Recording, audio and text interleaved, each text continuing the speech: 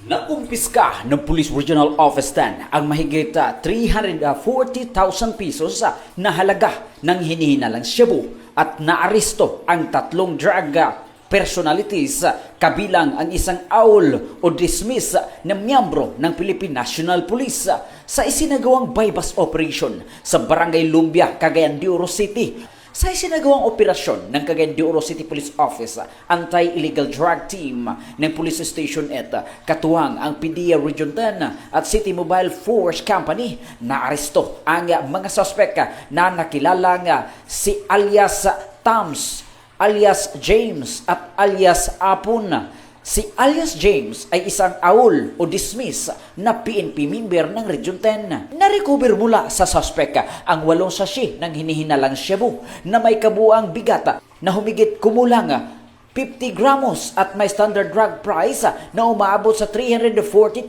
pesos. Nakumpiska rin ang iba't ibang drug paraphernalia, isang kalibre 38 na revolver na may 3 bala, 2 motorsiklo, isang cellphone at 1,000 peso bill na bypass money.